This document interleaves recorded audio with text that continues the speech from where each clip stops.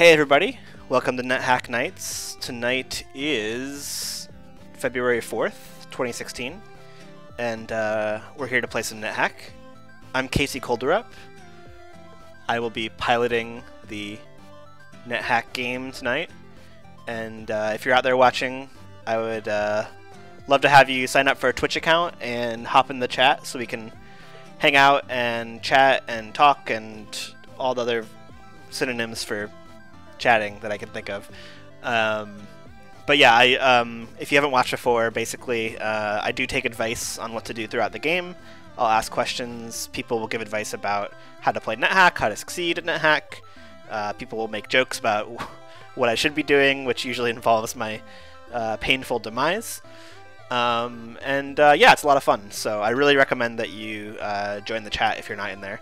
And if you're watching on YouTube, we may be getting the chat onto the screen at some point. I'm going to start researching that pretty soon, so we might try that out and see if people like it. But yeah, let's get started. It's time to play some Nethack, so let's see if this works. I've changed a few things around on my setup, but I think if I do this, we should see the good normal screen we're used to. And we're actually going to continue today with the Barbarian class because it was working pretty well for us on Tuesday. So we're going to design a new character.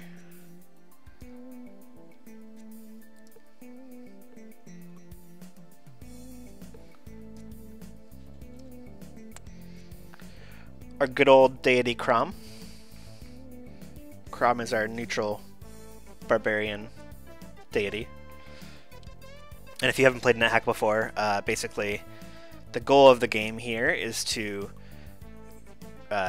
descend into the depths of the dungeon, retrieve the Amulet of Yendor, and return it to our deity, who will allow us to ascend into heaven or whatever the equivalent is. And so ascending is usually how we refer to beating the main quest of Nethack. So right away we can see there's a statue, so it's not actually going to fight us. And, oops. I'm trying to get used to the number pad, which I finally got set up. Alex asks if I did any other random elements. I've been doing just random gender. Just because I'm sure there are differences in Nethack, but I don't want to choose that. And I've been choosing neutral and human because I just want to try to go for the kind of a basic easy mode, and it seems like that's a pretty standard way to play. So I've made a few configuration changes here that should become obvious as we play if you've been paying attention. Not finding anything down this hallway. I am showing my experience and turn counter down in the bottom status bar. You'll see the T shows us how many turns we've been playing. I gotta turn my key presses on too, don't I? Let's do that.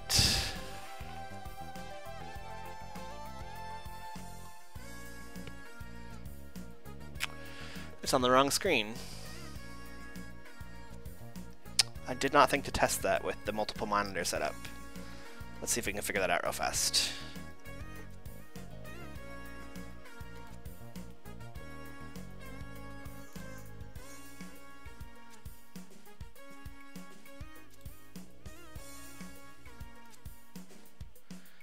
It does not let you choose which screen to put it on. That's pretty annoying. Alright, 1 second. I bet I can fix this.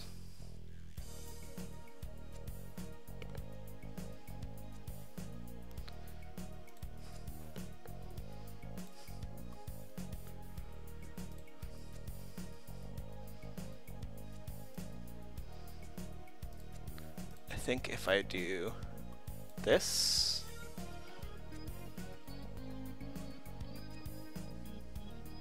whoa, that's not good.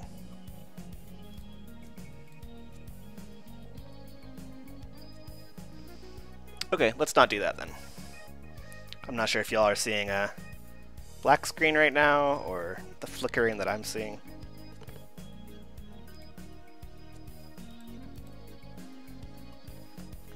Let's try to get this back up. Okay, we'll skip key presses tonight, and I will try to get that all set up for the next time. Really sorry about that, but having 2 screens will help with some of the technical stuff in the future, so I'm going to stick with that for now. But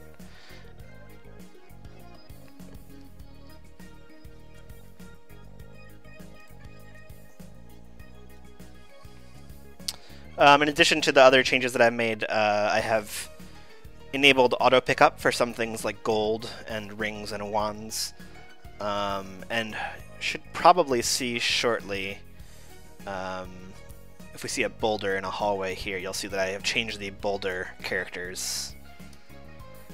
We're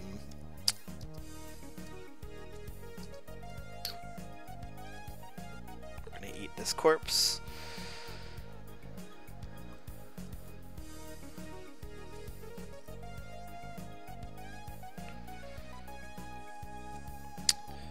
Changing the boulder character means that it won't be quite as hard to see. They start as backticks, which are pretty small. And especially for Sokoban, it can be kind of confusing. So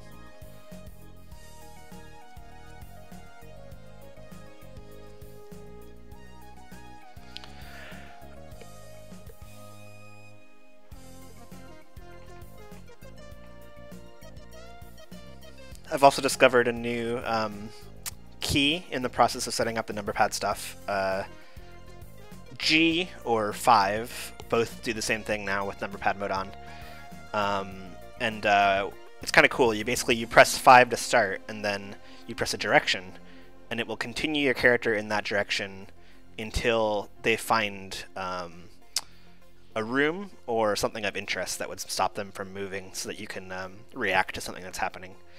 And it should mean that I do a lot less kind of key mashing through hallways, which hopefully will help me avoid making kind of silly mistakes about running into big monsters and things like that. So we'll see how it goes. Trying to get used to these sorts of things.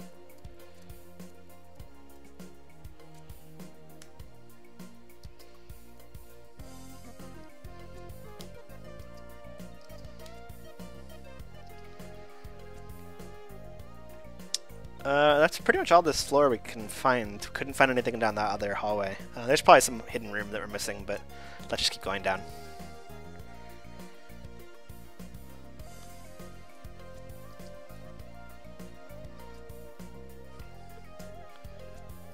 Our kitten just fell into a pit.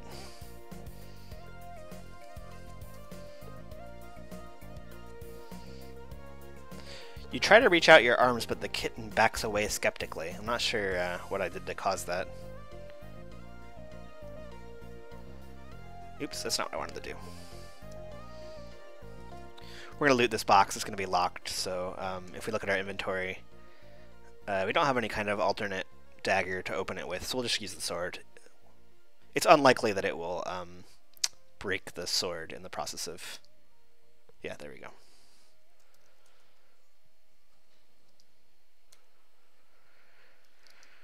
We should name the kitten. That's a good point. I mean, I guess...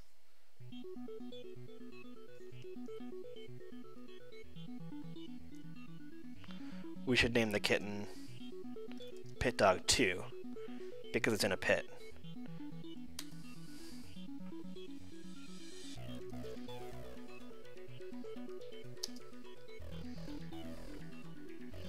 I rescued Pitdog 2.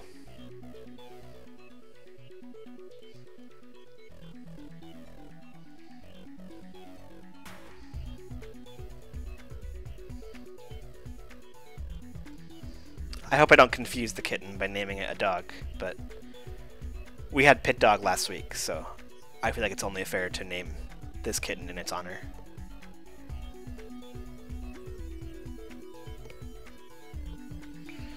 Not finding anything down here, so let's just go around for now. Oh, there's a dagger. Something's been throwing things at people. There's a helm. Where's the orc?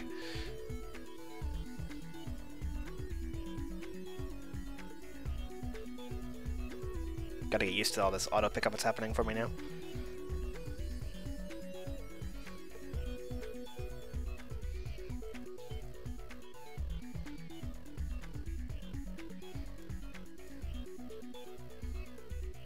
Nice. Hidden passage here. Let's loot. Let's force the lock.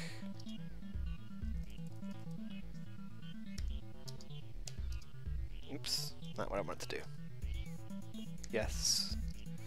O-A. There was a ration in there. And some other good stuff, so we can use the comma key to pick up everything.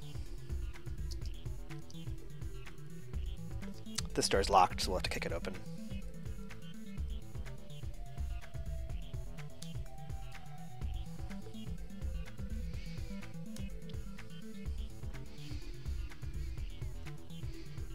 We're eating corpses as we find them so that we can keep our stamina up.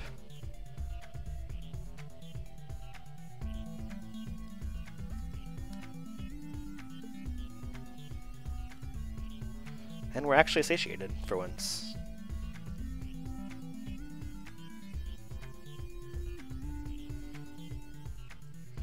This is a grave. The grave says, "Don't forget to stop and smell the roses."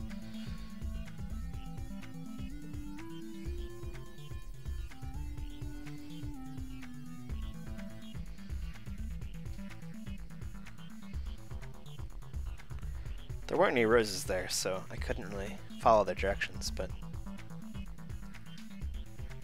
there's a hidden door.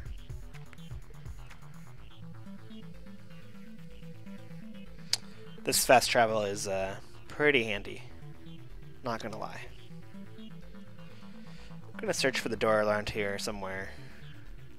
There's a shop apparently on this level, but there's a door we didn't open, I guess, near the entrance. So other cool thing that I learned about between tonight and our previous episode on Tuesday is how to use this underscore key. So you can press the underscore key and then use your arrows to kind of navigate where on the map you want to send your hero to, which is kind of a faster version of that G travel command. But one really cool thing is that while you're in this mode, you can actually type a symbol that's on the map, and it'll automatically move your cursor to that symbol. So I can press the less than key, and it moves my cursor all the way over to the staircase up, and then I can go from there if I want to, which is kind of cool. And apparently if there are multiple things of the same icon, maybe it'll work for the items, the chests, but I'm not sure. Let's try it. If we... Oops. Oh, we're still in that mode. So if we press... Yeah, okay, that doesn't work. But if, for instance, there were multiple staircases up or multiple staircases down, we could cycle through them by pressing the same key multiple times in a row, and it would give you a fast way to kind of navigate around the map. So I'll be using that a lot, I think. It's really handy. And once you've got the cursor where you want to travel to, you just hit period, and you travel there as long as nothing... The same as the G command, is nothing interrupts you. But the nice thing is that if something does interrupt you, the next time you use the underscore key, your cursor is still where you previously left it. So you can just kind of press underscore and period again to just initiate that sequence all over again. So it's kind of cool. We're learning good ways to be more efficient with our key presses, which is good. And here's a general store. We have a little bit of money, not too much.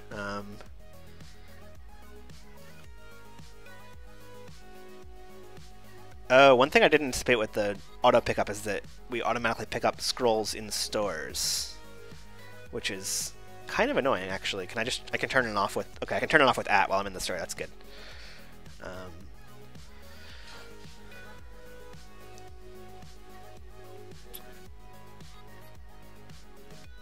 So we could pick up some of these scrolls, but I think the identify scrolls are more expensive. I could be wrong. Tripe ration is actually pretty handy. If we want to work with the domesticated animal, we can convince them to be our friend using the tripe ration.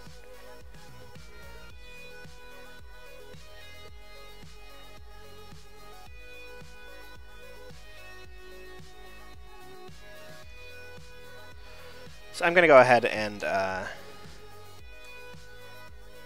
no, I did not mean to pick up that potion. Let's drop the potion. There it is. Oh, identify scrolls are the cheap ones? Okay. Well, I don't know. Maybe we should... We've got a lot of other scrolls. Maybe we should just chill for now, and if we can find Oops. I need to suppress that in my config file when I do the wrong key press. That screen is really annoying. Okay, so let's go down to level 3.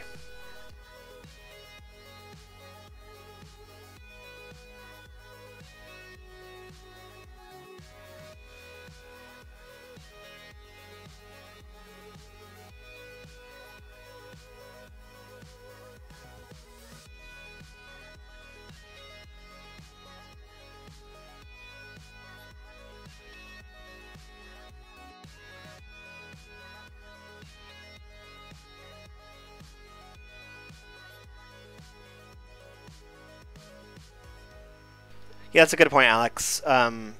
Basically, he's saying if the scrolls are cheap, they might be identify scrolls or something else, so it might be good to look up which ones those were, in case we have some of the same ones in our inventory. So, nope, don't attack him. Indova Begarin.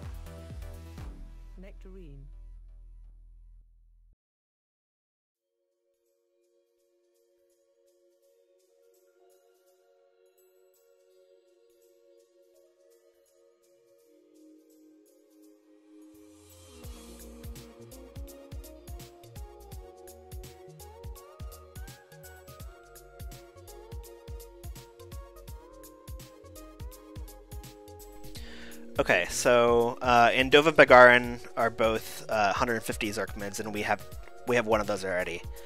And then Abracadabra is 120 Zarkmids, and we do not have one of those already. The other one is 300 Zarkmids, so.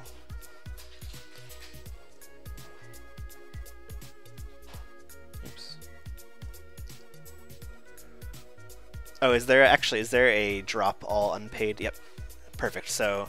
Shift D and then U will select all of our unpaid items, so we can drop them very easily. That's good. Yeah, we gotta get our dog to come out here, and I think he stole something. I'm not sure if it's okay to pick it up now. Let's do it.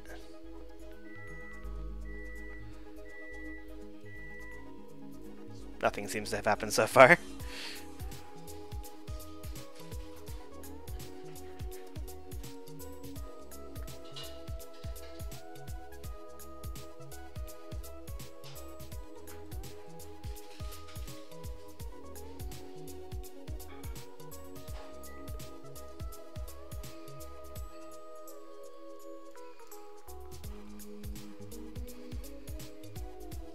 Turn our pickup back on.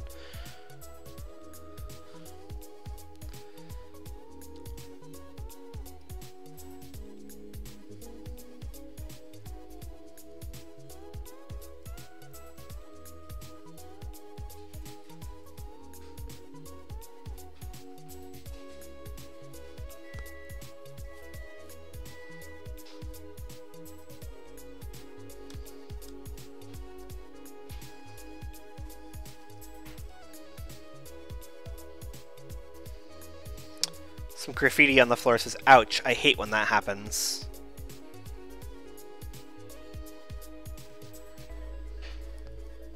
Sounds like there should have been a trap there or something, but...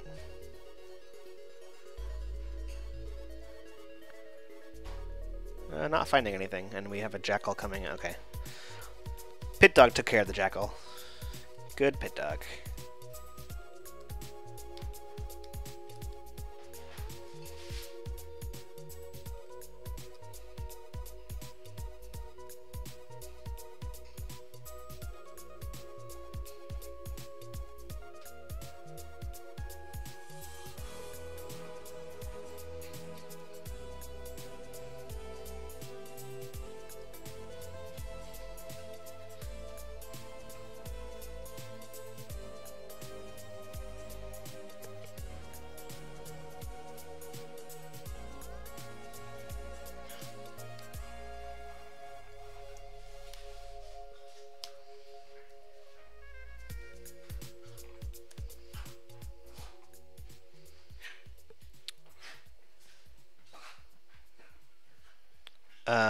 Oh, there is an altar, isn't there? How did I walk past that? Oh my gosh.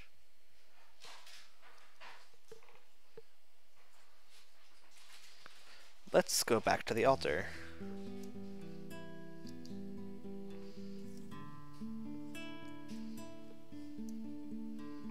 It's a neutral altar. I guess we could check the alignment before we travel to it, but that's fine. So it's a neutral altar, so that's good. We can actually use it.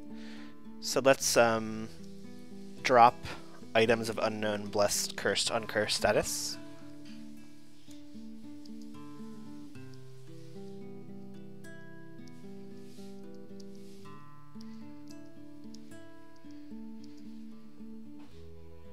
And then we'll pick up everything.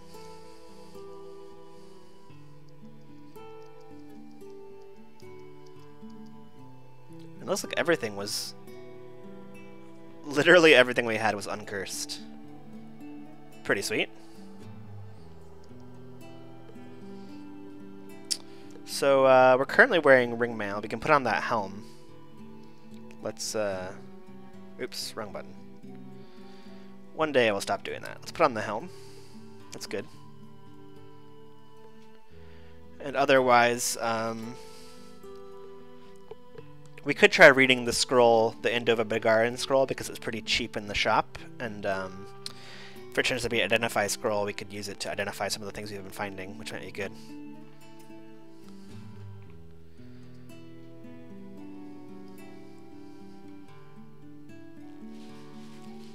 I'll see what people think about that while I continue through this floor.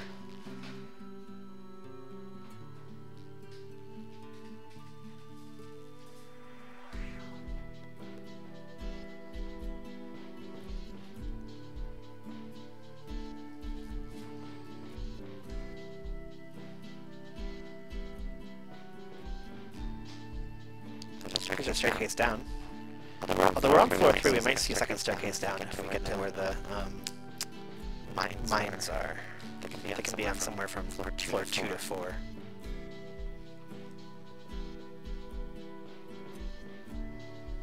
Another shop. Antique weapons outlet.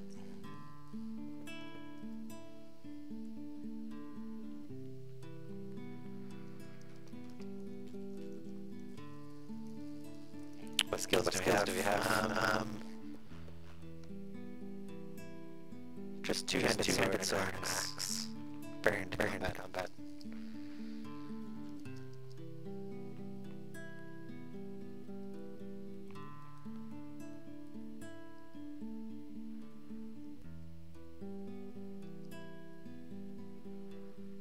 Nothing really too interesting there.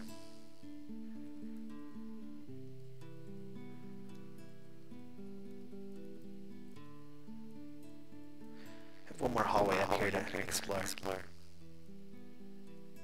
I need food, though.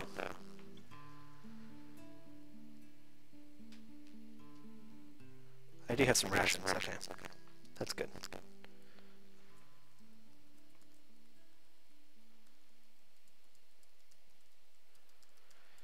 Yeah, not finding anything up here, so let's just keep moving, actually.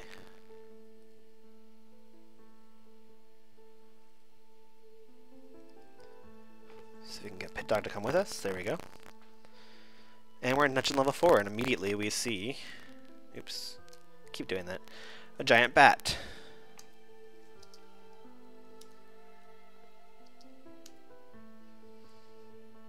Not too bad.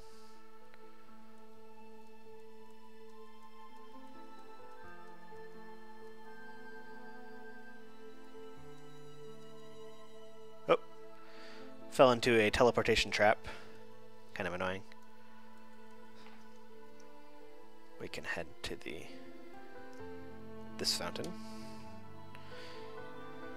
The nice thing is that travel will route around fountain traps, so if it knows that the teleportation trap is there in the doorway, it actually just knew the diagonal around it so you didn't fall into it again. Pretty handy.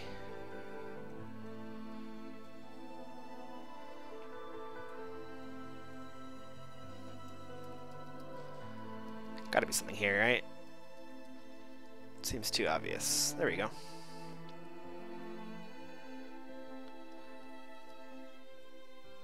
This hallway's pretty big. We can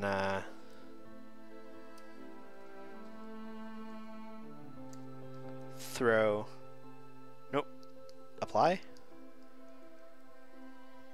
No. How are we going to give this tripe ration to this?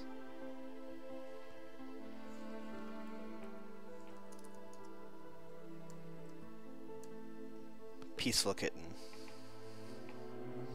I want to tame it.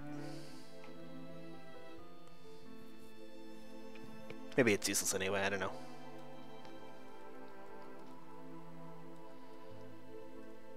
We do have Pitdog already.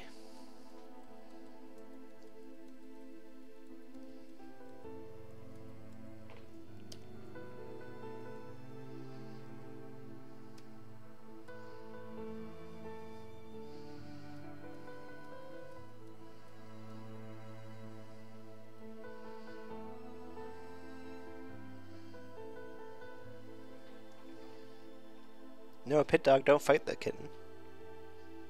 Alt-O for offer.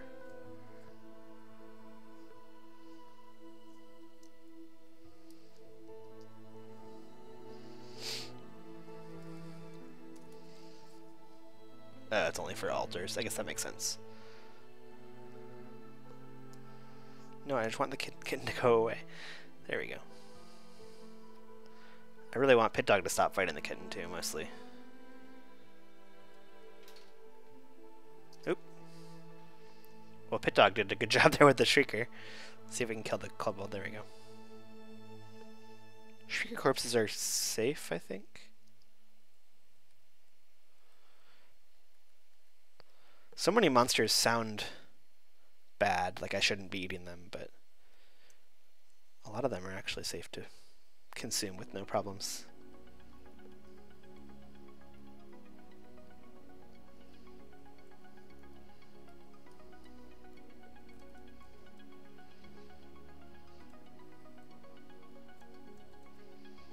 Ah, there we go. Finally we see a boulder in the hallway here. So these 0 characters are going to represent boulders from now on instead of the backticks.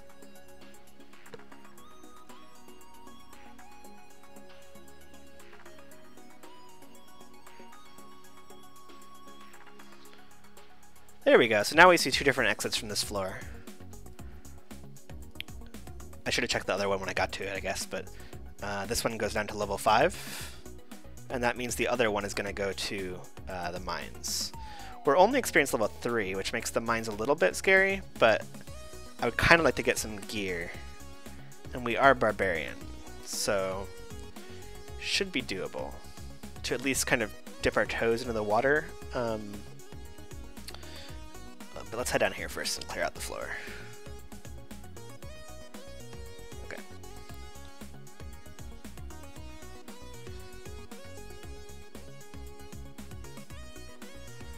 But yeah, let's go to the beginning of the mines, and we won't go too deep.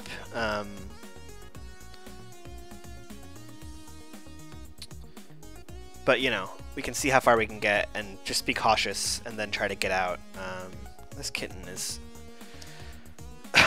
Pitdog 2 killed the kitten. I guess it couldn't stand having... Oh my gosh, our cat is a cannibal.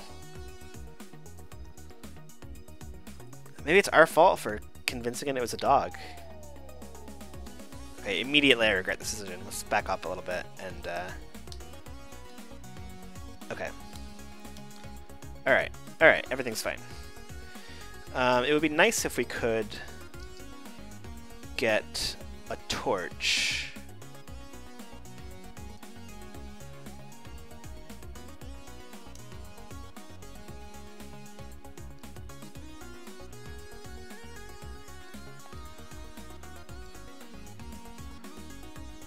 Kind of hard to see down here.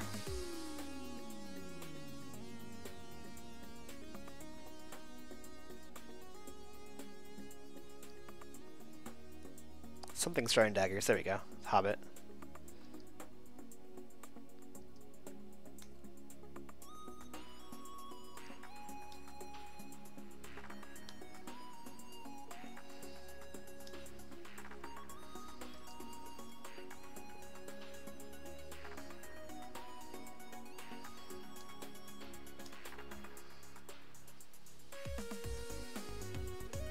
Oops, there's a dog. Let's not do that right now. Okay.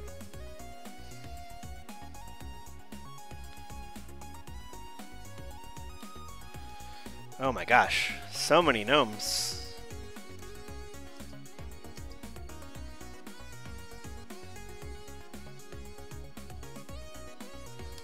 Oh, that was a floating eye. I should have been... Okay, so we learned this before, but you don't hit floating eyes. They freeze you, and that's bad. Luckily I got off pretty easy there, so we will... Getting burdened here, it's okay. Just gonna follow upstairs for a moment and drop off some of this stuff. It's not really safe just lying on the ground, but that's not a big deal. Oops, that's not what I wanted to do. There we go. So let's just choose a few things to drop, and that way we can go back down in the dungeon without being burdened. I guess the pickaxe is pretty heavy. We don't need it right now. Okay. The pickaxe is really heavy, apparently. Alright, Pitdog is somewhere on this floor still.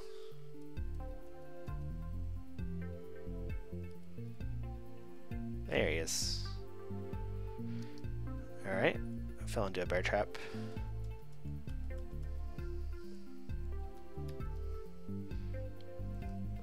Let's untrap that if we can.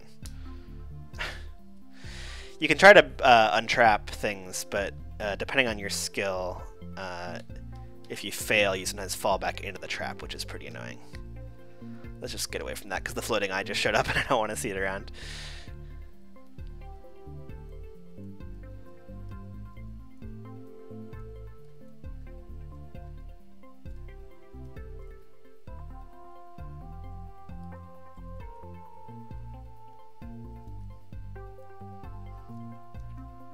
I'm not sure what the crunching sound means.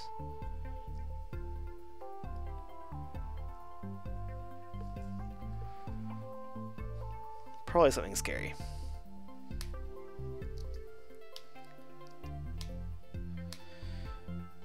That was actually kind of close.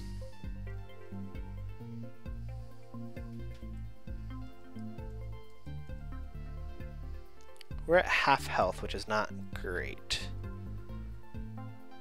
Might want to go back up. We have found a pair of shoes we can go identify up at the altar. I was hoping for a little more gear than that, though. And now we're overburdened again.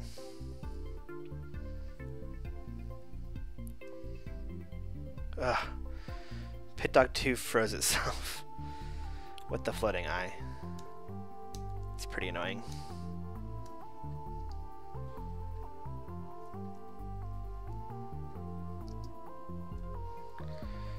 Just try to get out of this area for now. We'll come back for Pitdog, and luckily we do have the tripe rations, so we can hopefully retame it when it becomes unfrozen. Usually when they have taken a hit like that, they won't be your pet when you discover them. They'll just be peaceful. But we can try to win it back with food. That's how love works.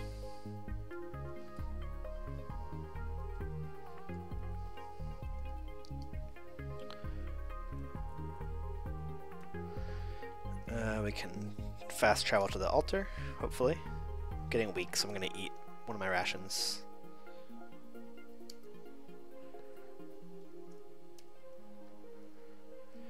And we will drop all of our unknown items.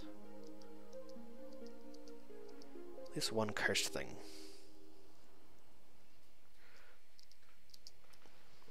So we can get the darts. The cloak was cursed, unfortunately. That kind of sucks, but the shoes are safe. Spellbook is fine. All of our potions and gems and whatnot are fine.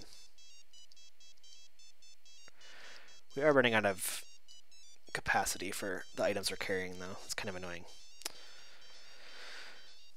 Oh.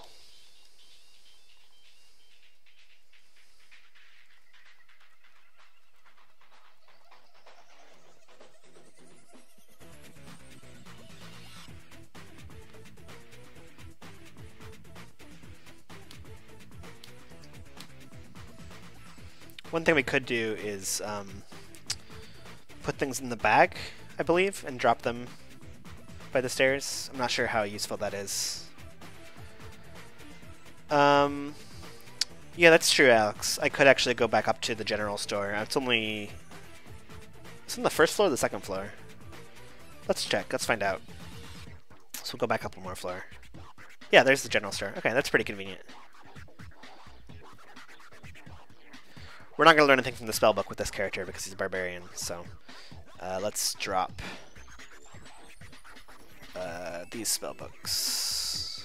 Sure. Drop all spellbooks.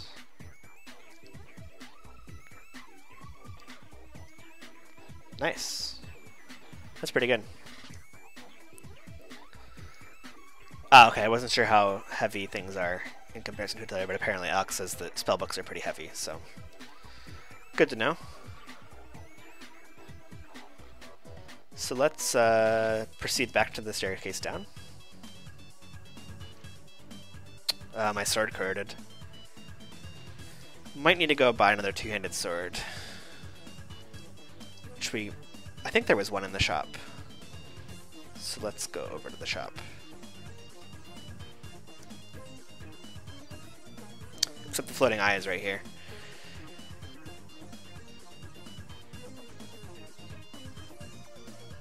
We're stuck.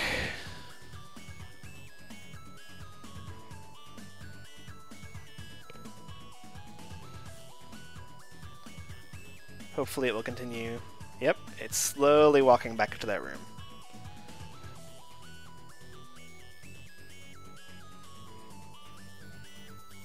Okay, there we go. Safely proceed around the floating eye. And let's try to get here now. Oh, there's a jackal on the way. That's fine. Alright,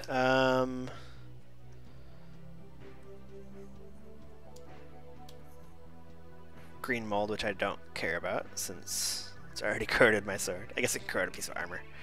That would not be good. So I see long swords, but I don't see any two-handed swords, unfortunately. Nope, don't attack him. I could just use the axe, but I'm not sure if there's some way to gain proficiency in these longswords.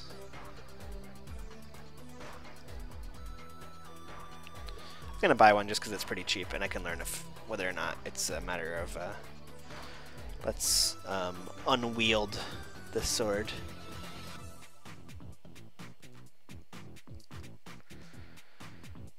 And then we will drop. Oops. Drop the card two-handed sword.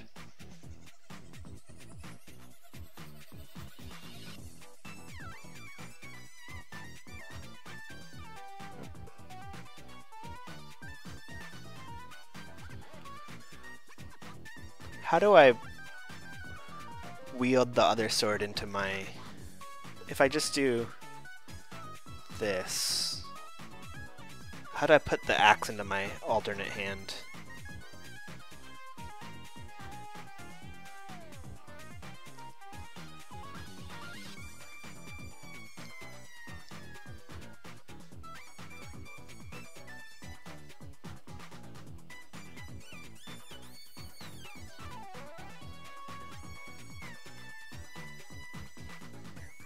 Maybe the axe is two-handed.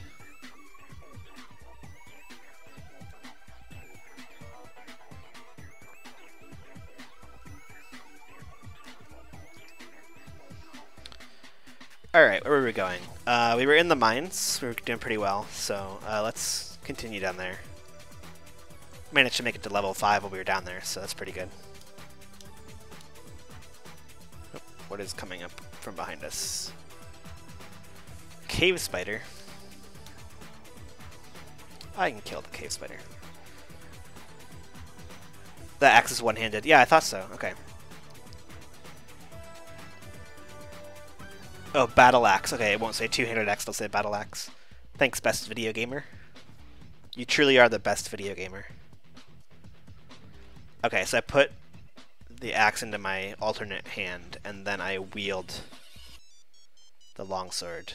and then I can switch between the two. Nice. Okay, that's cool.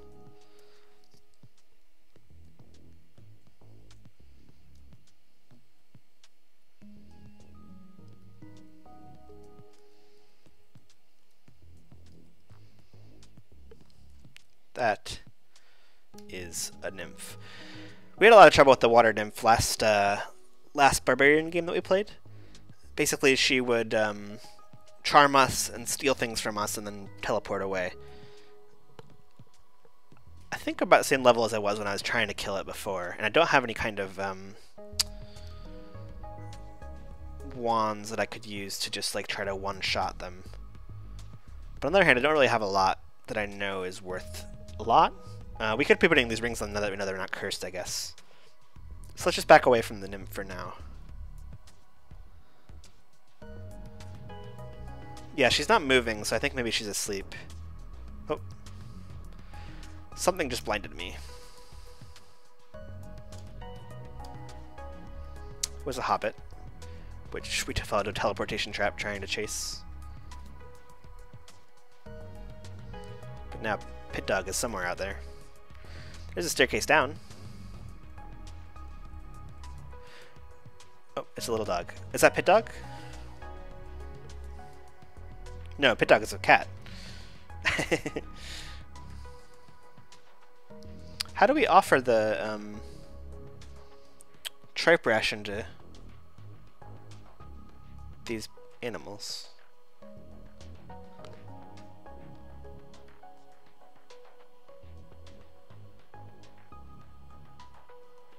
Do I just drop it?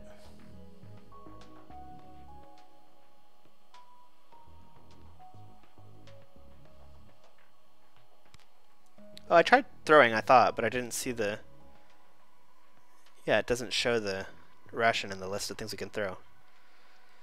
What, it's D. So does it just not show it in the list? Oh. Oh, shoot, that was a food ration. Oh my god. I needed that. Well, it's a really happy dog now. I wanted to throw the X. X is the tripe ration. Okay. Well, it's our friend now. We can name it something.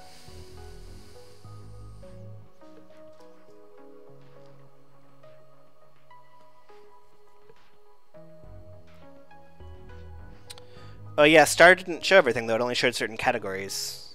Or do I press star again to show all categories or something like that? Is that...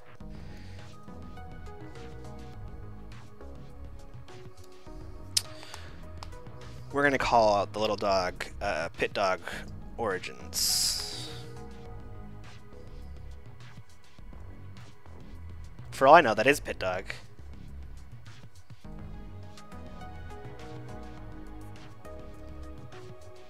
Stepped on a magic trap. Oh, I pressed question mark? Okay. I don't even know what I'm pressing. It's all... Yeah, basically I don't know what I'm doing. Okay, so question mark shows you candidates for throwing, and star shows you all the items you have. Alright. I would say that's the thing I learned today about throwing things to pets. And using star to list all items. Oh right, we wanted to try the, while we were here, try putting on a ring, since they're all uncursed. Let's find out what some of these do.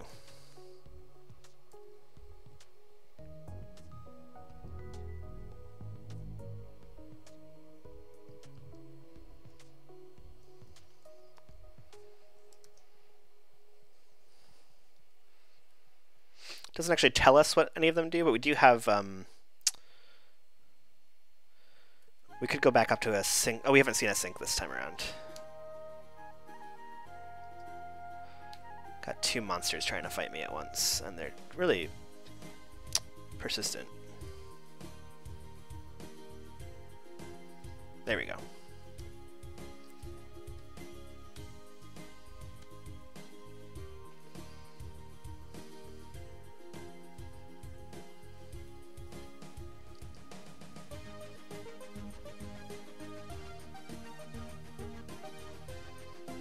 Floating guy just kind of showed up while we were eating that corpse, like, hey, what's up?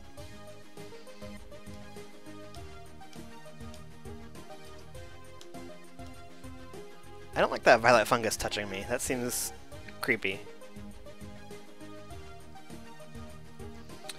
Yeah, so we put the rings on because the effect isn't obvious. It doesn't identify it for us, so we should keep our eye out for a sink because we do actually have 2 wire rings. We could drop one of them down the sink and find out what the other one is. But I don't think there are sinks in the mines, so we'll have to get out of the mines if we want to find that.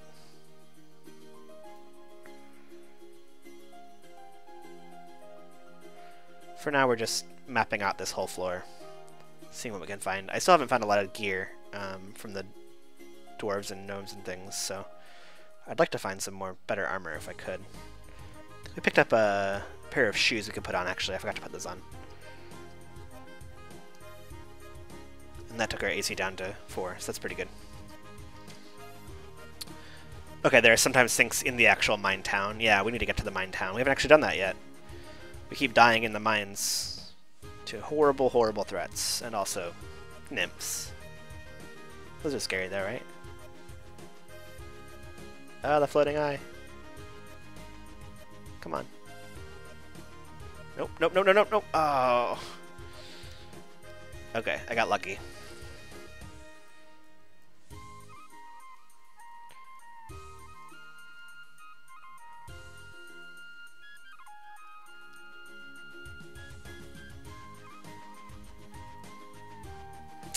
I need to eat something.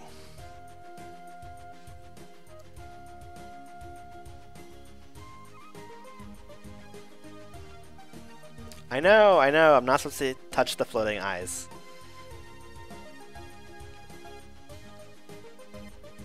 Oh wait, does the fact that I momentarily stiffened mean that I'm... one of the rings is stopping me from being frozen?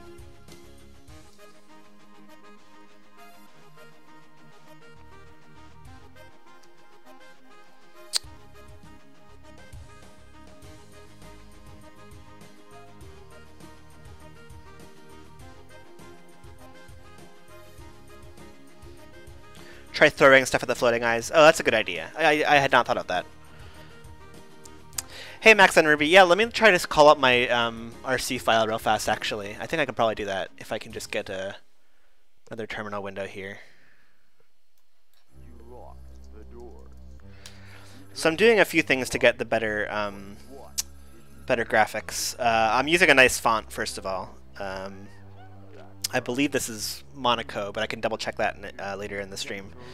Some of the things that I'm doing to get the better looking screens, I'm using the color option, which gives you all the nice colors in the screen, which makes the game like 100% better in my opinion. It's really hard to parse when there's nothing on the screen. I use this message window C, which lets me go back and see a summary of my message window, which I'll show you in a second here. Actually, I might be able to do it right now. If I do Control P a few times in a row, then I get this list of all the things in the message history. So sometimes I miss messages about things that I hear, or things that happen, and it's good to be able to review that, which is pretty handy. Other than that, we've got Highlight Pet, which is pretty handy because it tells you which animal is yours if you're in around a bunch of them. Deck Graphics, DEC Graphics, is the big one that'll give you all the extended characters, so you really want to enable that to be able to make things look better. Then I've got a few other things that I've added recently. Show Race, Auto Pickup, but only for money, scrolls, potions, wands, and rings. Disclose, these options will basically just let us get to the ending faster when we die. It'll get us just confirm that we want to see all the things about our items and our alliance, or what is the A? I forget what it's, the attributes, those sorts of things. So it basically just gets you all of the options at the end. It just says yes to automatically. It doesn't ask you anymore. Show experience, show score, and time shows you those 3 things in the bottom status line. Number pad I'm messing around with now. I've been using the Vim keys up until today, but having the number pad is kind of nice. You can do all the diagonals much more easily. And then Boulder 0 changes the character that Boulder appears as to a 0, which is kind of nice because normally the boulders are a backtick, and on most fonts a backtick is kind of, I mean, I hope in most fonts, the backtick is kind of a small piece up in the corner of the character, and it can be hard to tell exactly where it is in the screen. So having it be a 0 kind of centers it better, and you can kind of push it around more easily, especially when we get to the Sokoban levels. So hopefully that helps. If you have any more questions, just let me know. I'm still learning about this stuff, but I'm pretty happy with those options so far. And if I remember tonight, I will put those options onto the blog, which I'll show you the link to at the end of the stream. But we can people can copy and paste that if they want into their local files so they can play. So what were we doing? Oh, that's okay. No worries. We're here to learn. I'm still pretty new to the game myself, so. Oh yeah, let me double check that font too, Alex. Good call. We'll check our iTerm options here. Oops. So for my Nethack profile, I have actually it's Anonymous Pro. Anonymous Pro is the name of the font.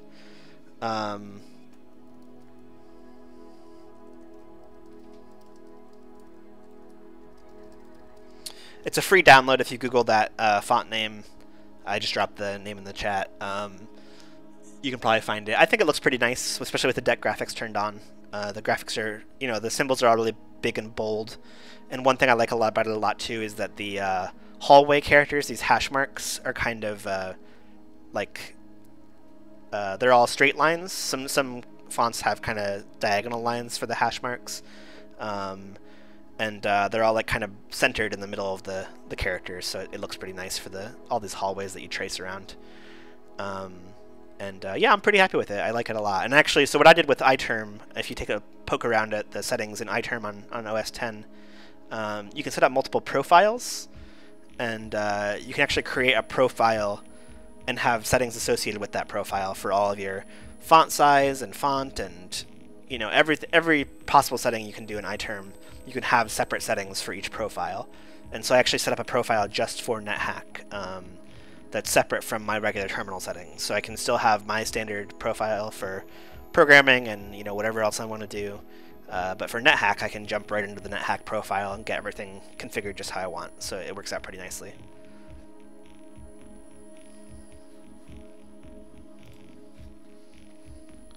And yeah, I'll make a note here to make a short blog post about my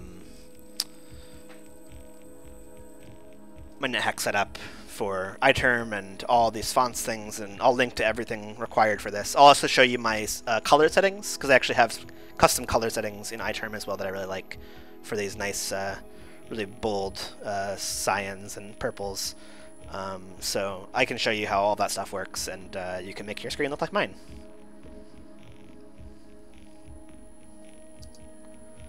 I fell into a rock trap, which is probably not smart, but I had a helmet on, so it's not a big deal. Okay, so what were we doing? We found the exit from this floor. We still could go explore over on this side of the floor. There might be more. There was a dryad in the corner. Oh shoot, a nymph. She's stealing so much stuff. Oh my god.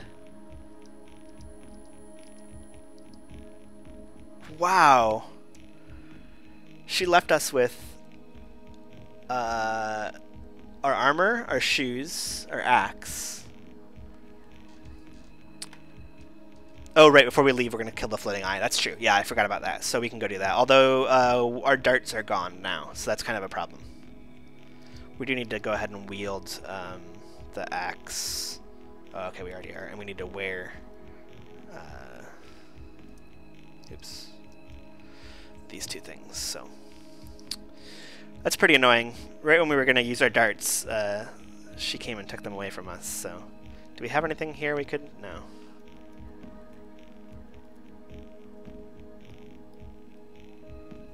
Hey, it's Pitdog 2.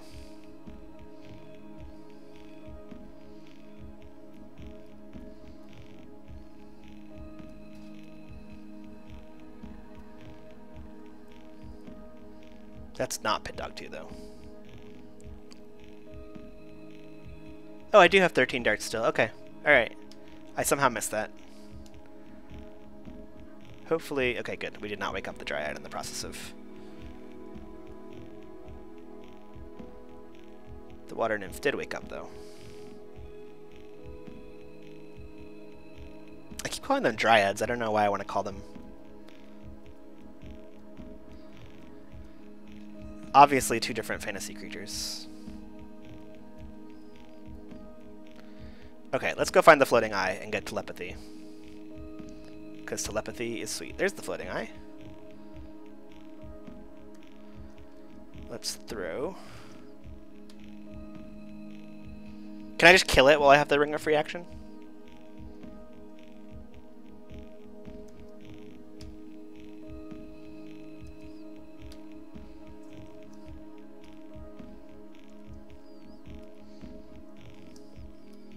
Well, that was working pretty well, so let's eat the floating eye corpse.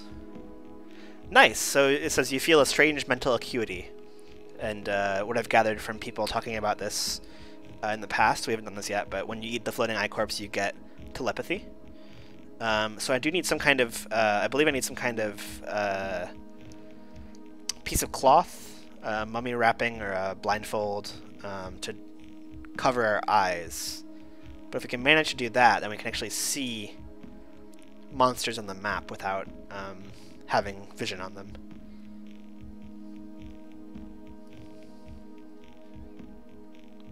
Ugh. The mountain nymph stole up again. Oh, our rings are gone. Okay. Here she comes again. Stealing our gems, our rations. Scroll. Our ring mail. And our shoes. Pretty much everything. Our inventory, this is our entire inventory now. We have...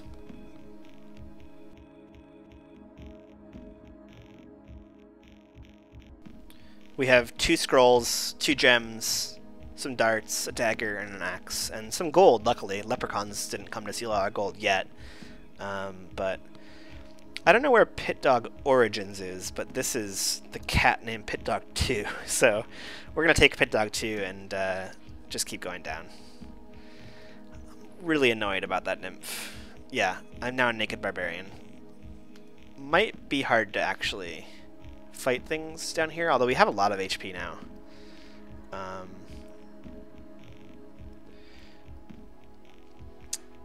Yeah, Max, basically, once you get telepathy, and this is all, I'm just picking this up from people talking about it, I need to get something to cover my eyes with, and then the telepathy will kick in, and I can kind of, shoot, something's over here.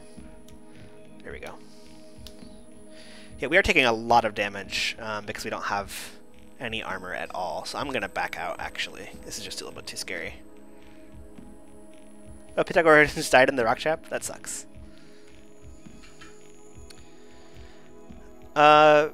Max, how do you discover that? It's a really good question. The answer is, in a lot of cases in NetHack, you don't discover things, you read spoilers.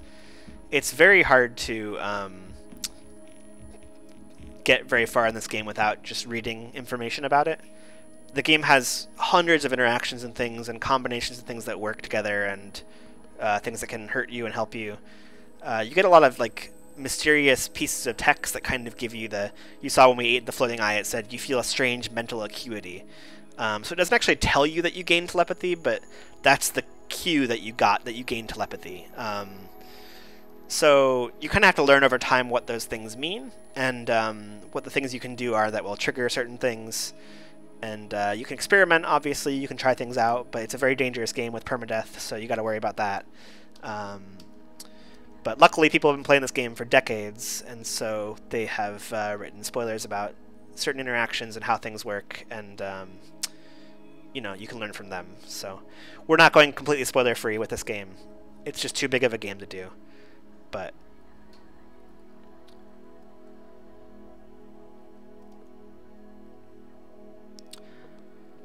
I did just manage to finish The Witness tonight. I'd actually previously reached an ending of the game, but I got the final trophy for it on the PS4. So I managed to do that without looking up any walkthroughs. I was pretty happy about that.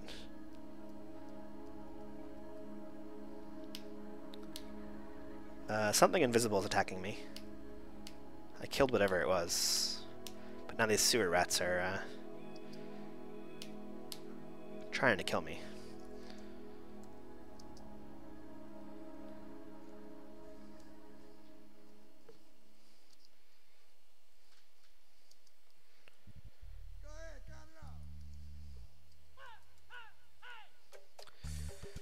Kind of low on HP. I'm actually just gonna hang out here for a little bit to regain some HP, and then we're gonna go further into the dungeon without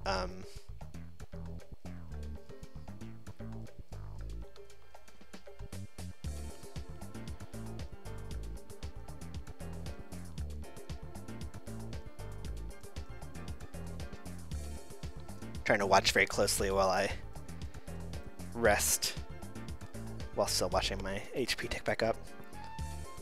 Alright, we're almost at 2/3 health. There's a newt coming in to attack us, but we can kill that. How much unidentified things are we carrying? The mace is unidentified and 1 scroll unidentified. That's not enough to go all the way back up, I don't think, right now.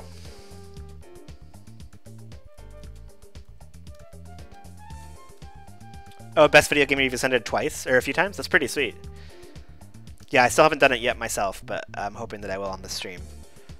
As far as spoilers go, I'm mostly acting in kind of like a need-to-know basis if I'm doing something really dangerous, or if I ask about things, which I ask plenty of questions in the course of a given stream. Oh, what was that? Someone's firing a crossbow at me. That is annoying. Where is... There he is.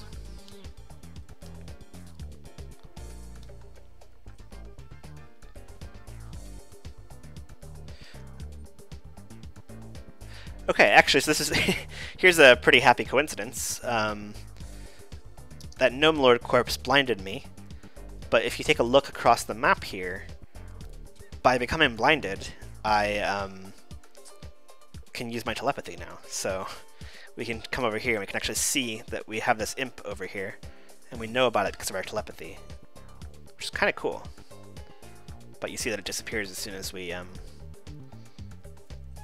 no longer have that blindness from the rotten food.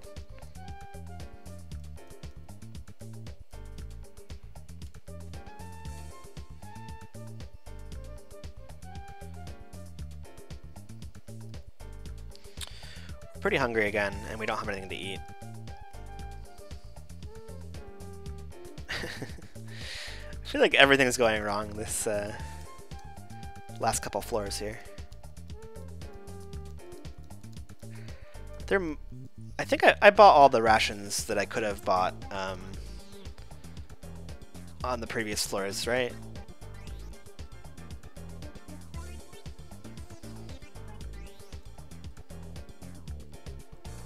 Oh, you can't see like regular monsters because they don't have brains. So only smart things. Intelligent creatures. Okay, we're getting weak here. That's kind of annoying. One thing to notice is that when we get weak, we can actually see an orc over there. Has unexplained stuff in NetHack different than unexplained stuff in Minecraft? I would actually say they're pretty similar, in my opinion. And when I first started playing Minecraft, I tried to play without any spoilers and tried to figure out all the recipes for crafting and things myself with a lot of trial and error. I learned some things, got a lot of items, but some of the trickier bits of construction and switches and that kind of stuff, I ended up having to look up how it all worked and that kind of thing. And as they added more items in the game, I was already kind of spoiled on things. So it's possible to play Minecraft the same way, spoiler-free though. And I would consider, you know, looking up patterns for Minecraft a spoiler. It's something that people are culturally fine with doing, as far as I know, but I would still say the term spoiler applies to that process. Anyway, we're weak here, and that's kind of a problem. So, oh, we're not telepathically seeing the orc. We're seeing it through the doorway up at the top there. That's never mind. Anyway, so since we are weak, I'm going to go ahead and pray to my god, and my stomach is fine now because, you know, we hadn't done anything to convince it that basically to lower our luck, which is what causes their god to not like you when you pray for them. There's also a period of time you can't pray after you pray. So I'll have to wait a while before I can pray again. Here's a ghost of mine from a previous run. We should start naming our characters unique things, that when we see the ghost we know which run they were from, but we can kill this ghost pretty easily, probably. We learned last time they're not too strong. In the meantime, these orcs are kind of moving in and shooting with crossbows. The ghosts are slow, so we should be able to walk around it.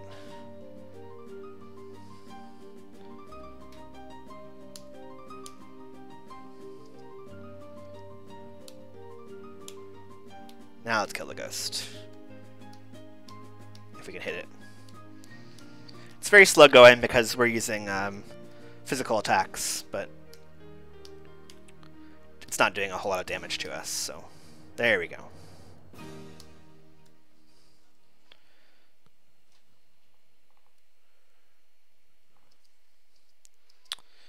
Here's all of our stuff from the character that got killed by the Gnome Lord.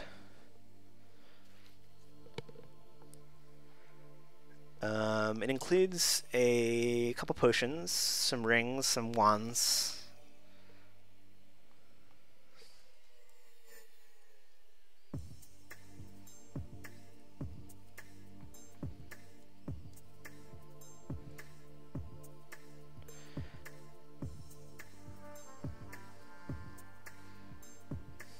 This is an homunculus, not too bad.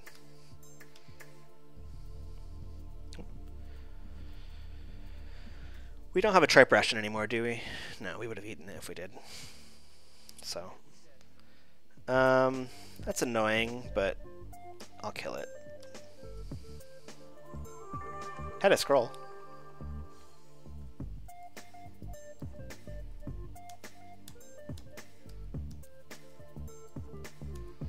Oh my gosh. I got killed by the pony. I wasn't looking at my health. And, yeah, that's bad news. I was pretty low from the fight with those orcs. I was already at pretty like half health when I started, so I wasn't paying attention and got careless, and that's how it goes. Gotta stay vigilant throughout the entire game, and as you get further and further down, you can get confident over your skills and your stats. But I still didn't have any armor, and I should have been a lot more careful until I got some armor back. So we managed to pick up some scrolls as we had found that corpse, and some good stuff in there. Polymorph control and fring action from the rings from the previous run, and yeah, I think this was actually from our last Valkyrie run, the grave that we found, because I see the Wand of Striking, the Wand of Magic Missile, create monster, so we were level 6, and managed to make it, you know, pretty far. They'll show us our, if we get here, the dungeon overview. Here we go. I don't know the config file secret to make it just show that without asking, but I'll have to figure that out if I can. I think it's probably new to the 3.6, so we can review here a little bit. We made it through to level 5 in the main dungeon, and then we did levels 5 and 6 of the mines. But we got killed by a pony, and we joined our. Oh, that was a barbarian that picked up that stuff before. So, got just a pile of barbarians hanging out on this floor here. Weigh in the options to change how ghosts and other monsters appear on screen. Oh, okay. I'll have to look that up then and ask that, because yeah, it is kind of confusing how the ghosts. They're just like a blank character where there would normally be a dot on the floor. So I kind of see the idea of it being like an invisible character, where they're not actually invisible, though you can see them. So we'll find a good character for those to be set as, and we can see them more easily when we get into Ghosts to 8 and Golems to 7. Yeah, it seems like a pretty good. 8 is kind of like a humanoid sort of shape, so I could see that working pretty well. But yeah, let's get a screenshot of that. Sadly, we were killed by a pony.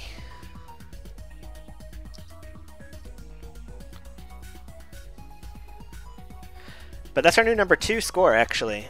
Beat our Barbarian from Tuesday night. Managed to make it to higher HP max. Not bad. Okay, and given the time, I think we're actually going to quit here for the night instead of starting a new character. We would stop in the next 10 minutes or so anyway, so we will give it a break for tonight and be back on next Tuesday night. Thanks for tuning in. This is Nethack Nights. If you haven't watched before, I hope you'll come back soon. We can check it out here. We have the... there we go. This is the blog that we have set up for the series, nethack-nights.tumblr.com. I put all of the text recaps with screenshots and things, and YouTube videos of the recorded episodes on the blog. And I'll also be doing some extra posts from time to time, including that one that I promised about all of our config options and terminal settings and whatnot, so you can make your screen look nice like mine. If you haven't followed me on Twitter already, you can check me out at Kolderup. And follow me. I announce the day of every Tuesday and Thursday when I'm going to stream. I'll also announce at the moment that the stream goes live. You can follow me here on Twitch as well to get notifications. And if I'm ever going to not do a stream on Tuesday or Thursday night, if I have something else going on for work or whatever, I'll make sure to let people know on Twitter the day of. So, yeah. I hope you all have a good night, and I hope you had fun. If you're watching without a Twitch account, I would really recommend coming back next time and signing up for an account so you can join us in the chat. Thanks to everyone who was in there with advice from Alex and Best Video Gamer, and good to see you for the first time, Max and Spavis. Good to see you tonight. So if I forgot anybody else, thanks for watching, and hope you all have a good night. Keep hacking those nets.